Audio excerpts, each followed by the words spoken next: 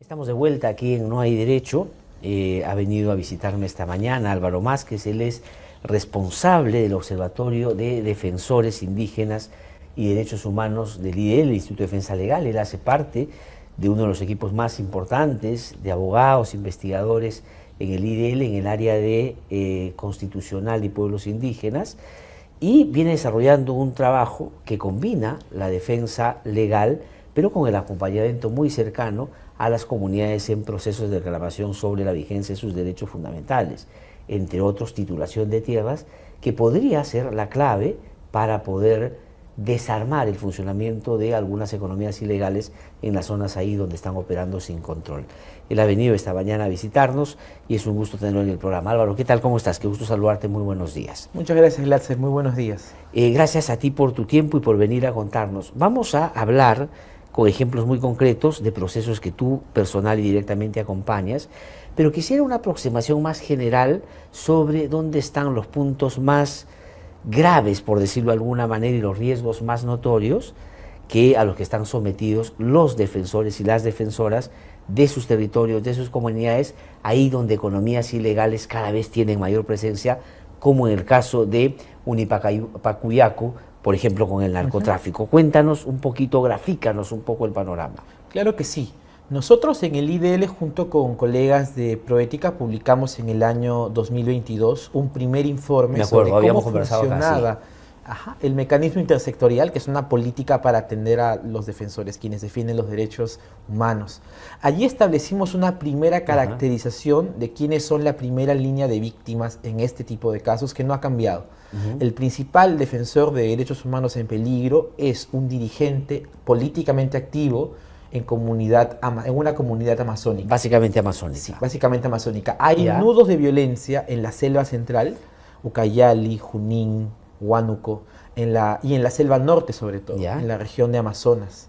¿Y por qué estas personas con esas características que tú has descrito están en el centro de los ataques y sometidos a riesgos que van desde amenazas hasta asesinatos, como ha pasado con más de 30, cerca de 40 de líderes y dirigentes en los últimos años? Hay una serie de razones estructurales, pero la más importante tiene que ver con que los pueblos indígenas son propietarios de las riquezas que economías ilegales pretenden utilizar para lucrar. La tierra, los recursos naturales, los bosques, todo lo que implica, digamos, posibilidad de lucro, es algo de lo que economías ilegales como la tala, como la minería, como el narcotráfico buscan apropiarse, de tal manera que son un obstáculo y tienen que ser removidos para poder utilizar esos recursos. Ahora, pero si están identificadas, que lo están, organizaciones criminales, economías ilegales, que operan en contra de la ley en las zonas, tú has descrito narcotráfico, tala, minería ilegal, y son las comunidades que, siendo su territorio, se están defendiendo, ¿por qué las autoridades no operan en contra de estas minerías ilegales y se busca reconocer a las comunidades como dueñas del territorio para que ellos puedan tener una defensa más efectiva? Esa es una buena pregunta. Hay varios problemas que cruzan con las soluciones a lo que estamos esperando. Probablemente el más grave sea la captura del Estado por estas mismas economías ilegales. Este es el contexto político en el Perú que, desde mi juicio, es el más difícil para poder reclamar la defensa de la institucionalidad, justo como nos comentaba. O sea, esta convivencia pragmática entre otras economías ilegales, donde el Estado o es parte, cómplice, o sencillamente convive pragmáticamente con ellos. Hay dos problemas. Uno es el racismo de las instituciones en la zona, sobre todo a nivel local y regional, que no entienden que los pueblos indígenas son ciudadanos en igualdad de condiciones que el resto de peruanos. Les dicen que son ociosos porque piden grandes extensiones de tierra y no las convierten en grandes plantaciones que deforestan y contribuyen al cambio climático. Por un lado, ese racismo institucional, y por el otro, es esta convivencia con el crimen organizado, que hace que la eficiencia de las autoridades no exista, sino que más bien lo que buscan es perpetuar negocios criminales de los que son parte directa o indirectamente. Ahora, y eso que tú, en el caso particular de los procesos que acompañas, es evidente en el ámbito de un territorio concreto,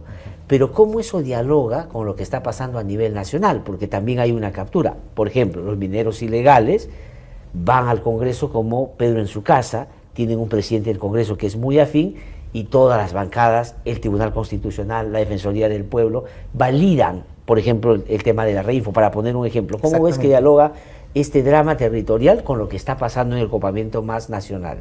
Bueno, la razón es muy sencilla, ¿no? Estos operadores en el territorio, gente que lucra con el despojo y el expolio de las comunidades, son gente que ha acumulado un nivel considerable de riqueza, que tienen un capital político en el Congreso de la República, en los ministerios, en los gobiernos regionales. Nunca antes como ahora, la ley antiforestal, la ampliación permanente se han podido dar, claro, o incluso el Plan Nacional de Palma Aceitera, del que nadie está hablando, son resultado del lobby de estos actores criminales en altos niveles del Estado, que para mí es inédito. Siempre hemos tenido personas... Claro, intermediarios. Siempre se han existido Pero intermediarios. ahora están ya en las instituciones. Entonces, la captura que tienen y la destrucción de la escasa institucionalidad que existía en el Perú para proteger a los pueblos indígenas es crítica. Y eso a mí me preocupa muchísimo. Ahora, eso es plata, porque digamos, mueve mucho dinero. Pero también es otra cosa sobre la cual te quería preguntar, porque han ido, entre comillas, también consiguiendo ciertos niveles de legitimidad en sectores de la población. No porque la población tiene una vocación por lo ilegal, sino porque no tiene oportunidad. Entonces la gente se va vinculando a la minería ilegal, se va vinculando a esto, porque son estas economías ilegales las que están cada vez creciendo. ¿Cómo observas, cómo ves ese vínculo? Bueno, hay que entender que el problema de la corrupción no solamente afecta al Estado, sino que también puede corroerse el tejido social. Yo creo que esa es la principal línea de defensa del movimiento indígena, por ejemplo, con relación a las economías ilegales. Evitar que se pudra, que se descomponga el tejido social, que al final del día es la unidad del pueblo la única que logra resistir el impacto de este tipo de economías. Evitar que las organizaciones sociales de base se infiltren, como en algunos lugares lamentablemente del Perú está pasando, con el dinero del narcotráfico, el dinero de la minería ilegal, es clave. Y para eso, pues, el trabajo comunitario es importantísimo. De acuerdo. Entonces, ahora, descrito el escenario más general, y te agradezco por eso, vamos al caso en particular de Unipacuyaco, ¿no es cierto? Sí. Que es un caso, que es una comunidad, que es una circunstancia, pero que yo creo grafica bastante bien lo que está pasando en otras regiones. ¿Cómo describirías la situación en el marco de lo que acabamos de conversar de esta comunidad en particular? Bueno, primero, para que todos nos ubiquemos, Unipacuyaco es una comunidad del pueblo Cacataibo, en el distrito de Codo de Posuso, Huánuco. Entonces, pensando en esta situación y en esta realidad, el problema central de la comunidad es que llevan 34 años esperando que se titule su propiedad, pero no se la quieren titular porque la zona se ha vuelto un punto central del cultivo ilegal de hoja de coca.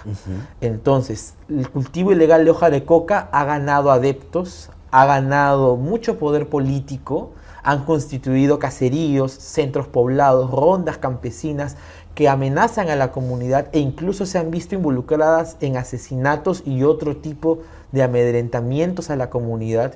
Y ese cerco que le han realizado en el gobierno regional les impide conseguir el título y más bien promueve violencia.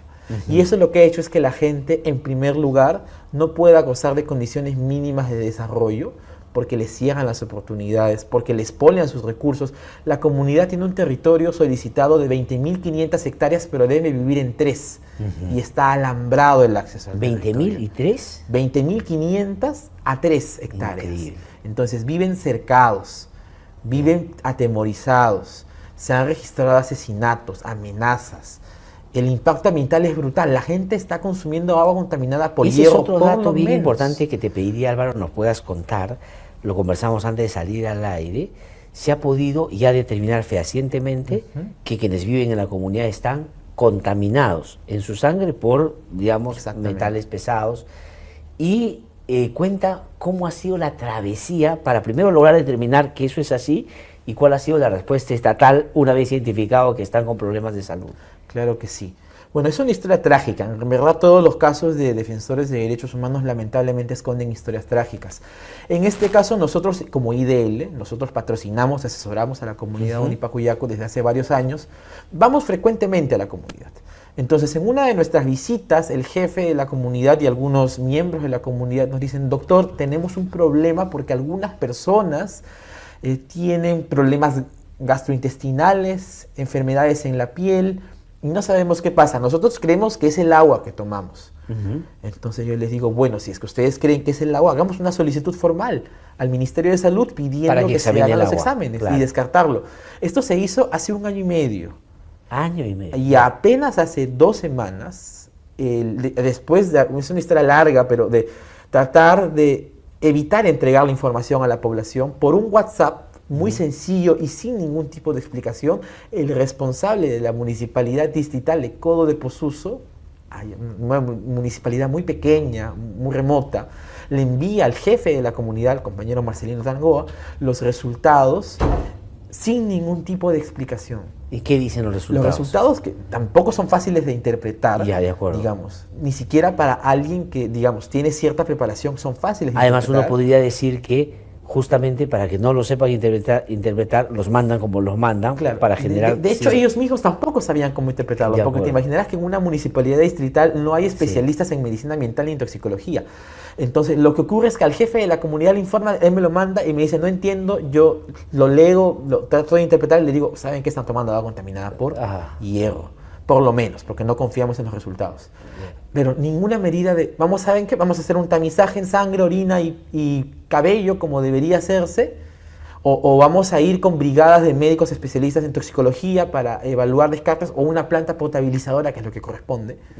Ningún tipo, silencio del Estado. Impresionante. Ahora, la mención recurrente a que ha sido una municipalidad distrital la que finalmente comunica y hace el estudio, da cuenta de que las instancias llamadas funcionalmente a hacer eso y después brindar los sistemas necesarios de respuesta a los problemas que se identifican, no han hecho nada, porque tendría que haber sido otras, el Ministerio de Salud, SENACE, el gobierno regional, y no han hecho nada. El gobierno regional, claro. la ley orgánica de gobiernos regionales es clara, son ellos los que tienen este tipo de competencias, por eso es que la DIGESA en el Ministerio de Salud en Lima le ordena a Huánuco hacer los exámenes. Pero Huánuco se vio incapaz de poder atender el problema y es a pedido e insistencia del IDL que realiza los estudios y que luego socializa los resultados. Porque la información del estudio está desde el año pasado, pero interpretándola... O sea, que el año y medio que ha pasado no es que recién han salido los resultados. Salieron los resultados y no lo quisieron comunicar porque sabían que están contaminando. Lo que es terrible, peor. Sí. Porque mientras más tiempo pase en el conocimiento de la afectación que está haciendo el agua, tu salud se sigue deteriorando. Exactamente. Los resultados son de finales del año pasado, del último trimestre del año pasado. Según ellos no podían interpretarlos, porque lo que salen son, digamos, variables numéricas y hay que cotejar con la norma técnica para saber si estás por encima o por debajo de los límites máximos permisibles. Entonces, esa es la excusa que ellos han entregado. Pero, digamos, a mí me preocupa porque es cruel decirle a alguien que se está enfermando con exposiciones crónicas a metales pesados sin decirle nada más. Claro, sin decir, una vez que hemos identificado esto, esas son las medidas que hemos tomado para responder a este problema y evitar que de humanidad. Nosotros creemos que aquí podríamos estar frente a la comisión de un delito.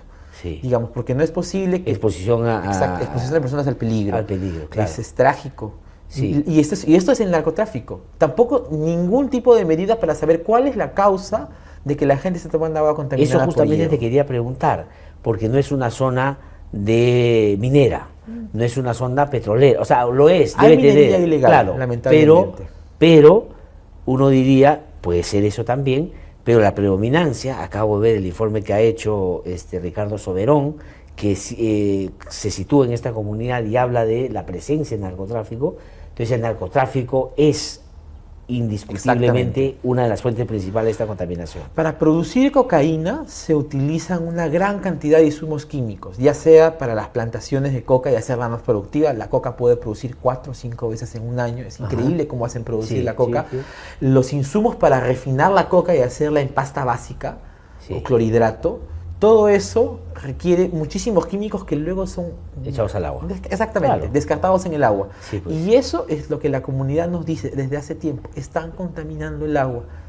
Si no quieren atender el tema de la tierra, por lo menos con urgencia y prioridad que atiendan las autoridades el tema médico. Ahora, Álvaro, para terminar, ¿Y qué ha hecho la comunidad? O sea, es decir, tú has mencionado ya varias cosas que han hecho, han exigido con el acompañamiento del IDL, pero también se han reunido y están proyectando hacer cosas muy específicas de cara a lo que nos has contado. Sí, nosotros, para contarte un poco, del 11 al 14 de junio, hace unos días acabo yo de volver de allí, organizamos un encuentro, el segundo encuentro anual de los coordinadores de la Guardia Indígena Cacataibo. Es una organización social de base que representa a todo el pueblo cacataibo, son 10 comunidades afiliadas, es un pueblo, digamos, de 10 comunidades a nivel nacional que buscan proteger sus territorios, y este año lo hicieron simbólicamente en Unipacuyacu por varias razones.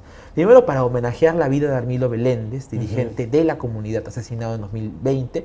De hecho, con él empiezan todas las cuentas de la sociedad civil y del Estado sobre defensores de derechos humanos asesinados en el Perú. Además de eso, para hablar de los problemas de salud, titulación y una cosa más, exacta, y una cosa más, y a eso quería llegar. Se ha inaugurado la primera garita de control territorial eso te quería preguntar. Y autoprotección en la comunidad. ¿Qué significa la Guardia Indígena y cómo y por qué esto que tú mencionas es un logro importante de cara a su fortalecimiento? Sí, en medio de la crisis y en medio, digamos, de a veces el pesimismo que sentimos en Lima con relación a lo que no funciona en el gobierno, en las organizaciones sociales de base aún respiramos optimismo porque se están haciendo cosas desde la gente, para la gente. Y una de esas es, ante la ausencia del Estado y el reclamo de autonomía de los pueblos indígenas, protegerse ellos mismos, porque la policía no va a llegar, porque el ejército, porque a veces la Marina de Guerra, o bueno, las Fuerzas Armadas son convocadas cuando es tránsito en ríos, no van a llegar. No van a llegar las instituciones del Estado que la gente reclama. Entonces ellos mismos tienen, uno, el derecho, y dos, la capacidad para organizarse. Entonces las guardias son eso, para defenderse de la tala, de la minería, del narcotráfico, de manera simbólica, porque su presencia impone respeto, pero también a través, digamos, de la expulsión de gente que invade sus tierras. Y eso es lo que están haciendo a nivel de pueblo, no de comunidad. Eso es lo más importante. Es un pueblo entero defendiéndose, y siendo Unipacuyacu el punto más crítico del pueblo cacataibo, se ha inaugurado una garita donde se espera que haya protección permanente de los mismos indígenas cacataibo en la quebrada Pacuyacu, que es donde está el narcotráfico, la tala ilegal.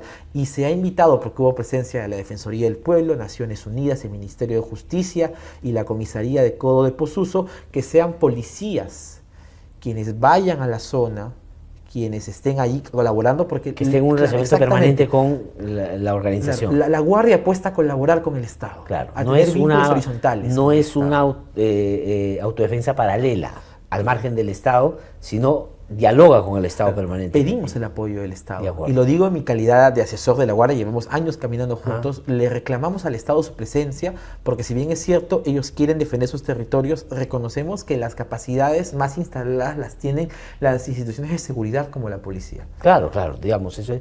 Pero qué interesante, y entonces están en este punto de inicio de esta nueva etapa, ya consolidando estas garitas, digamos, cosas más, ojalá sostenibles en el tiempo también, para que puedan proteger. Es importante el sostén y apoyo de las instituciones del Estado. Yo quiero en este espacio aprovechar para compartirles que hemos tenido acuerdos importantes, sobre todo con la Defensoría del Pueblo y el Ministerio de Justicia, que me parece importante y saludable que desde Lima o desde Tingomarí, en el caso de la Defensoría del Pueblo, hayan viajado hasta la comunidad, hayan aceptado firmar un acta de compromisos. Ha habido más instituciones, pero los más importantes son de la Defensoría del Pueblo y del Ministerio de Justicia, y vamos a estar atentos. Lo que la comunidad pide es que ahora va a arrancar una vez más la demarcación.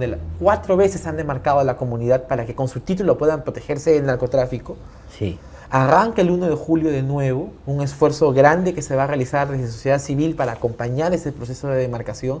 Esperamos que no vuelvan a estafarnos en el gobierno regional de Huánuco. Sí, porque la titulación es fundamental, y una estafa, una mentira, puede no solo abonar en el problema, porque este es un problema que se origina o se amplifica porque no tienen título las comunidades, sino que puede generar una frustración, que puede generar una reacción también en la comunidad en otro sentido. Pero están coordinando encuentros que creo yo pueden ser auspiciosos para poder ojalá encaminar mejor estos pedidos que hacen las comunidades, ¿no? Sí, es la primera vez que autoridades en tanta cantidad y sobre todo en importancia llegan a la misma comunidad. Qué importante. Y quiero resumirlo así. Hablaba yo con Marcelino Tango antes de seguramente ir terminando. Él me decía, nosotros hemos ido tantas veces a Lima y nos hemos reunido infinita cantidad de reuniones con autoridades de todos los niveles y poderes del Estado. Y es la primera vez que llegan a mi comunidad y que me dicen que algo bueno van a hacer. Lamentablemente no son las más competentes para atender el problema específico, pero ya es un buen inicio. Claro, es una buena señal. Nosotros queremos ser optimistas, queremos imaginar que las próximas semanas y meses algunos problemas se van a ir resolviendo, pero que la titulación es solo el punto de partida. Sí. Viene un camino largo y un esfuerzo importante, y por eso es importante que esté la Guardia Indígena, que esté la Federación Local, que es FENACOCA, la ORAU, porque si logramos resolver el problema de Onipacuyacu, creo yo que podemos generar una primera experiencia de éxito. Que después puede irradiar en otros casos concretos. Para pensar en una Amazonía libre de violencia, que es lo que todos queremos. Álvaro, te agradezco muchísimo, felicito y saludo el trabajo que estás haciendo, que están haciendo en la zona, y por supuesto aquí tendremos siempre espacio y estaremos atentos para ojalá seguir contribuyendo optimistamente a que esto va avanzando y logra resolver los problemas de estos compatriotas en esta zona del país. Muchísimas gracias. Que te vaya de lo mejor. Ha sido Álvaro Másquez que ha conversado con nosotros.